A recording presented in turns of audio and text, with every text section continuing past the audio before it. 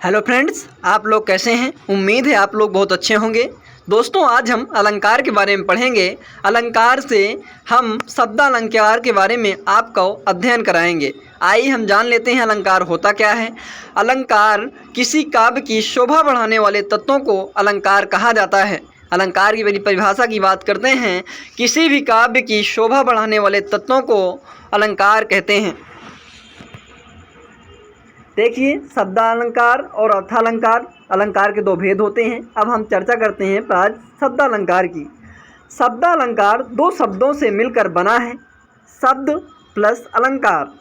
शब्दालंकार में शब्दों के प्रयोग से वाक्य में चमत्कार उत्पन्न होता है, लेकिन शब्दों के पर्यायवाची का प्रयोग करने से ये चमत्कार समाप्त हो जाता है। अर्थात वाक्य में शब्दों का प्रयोग करने से वाक्य की शोभा बढ़ जाती है और उन शब्दों के समानार्थी प्रयोग करने से वाक्य की शोभा समाप्त हो जाती है। शब्दालंकार कहलाते हैं। आइए हम शब्दालंकार के बारे में जान लेते हैं।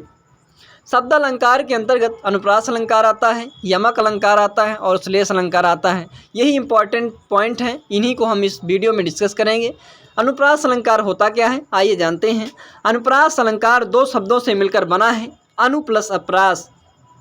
यहाँ अनु का अर्थ है बार बार और प्रयास का अर्थ है वर्ण। अर्थात हम कह सकते हैं जहाँ पर किसी वर्ण की बार बार आवृत्ति हो वहाँ पर अनुप्रास अलंकार होता है।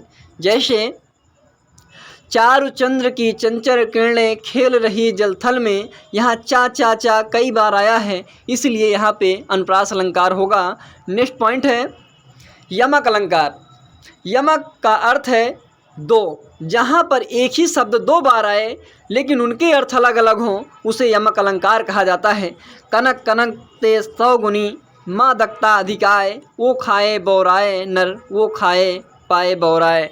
यहाँ पर एक कनक धतूरा के लिए है और एक कनक सोने के लिए है, इसलिए शब्द एक है लेकिन उनके अर्थ अलग अलग है, इसलिए यहाँ पर यमक अलंकार होगा।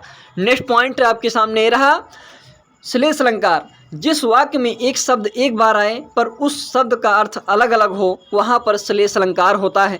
जैसे रहीमन पानी राखिए बिन पानी सब सून, पानी गए ना उबरे मोती मानस चून।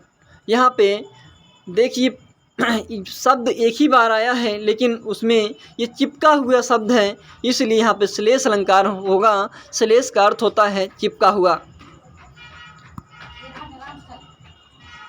Thank you.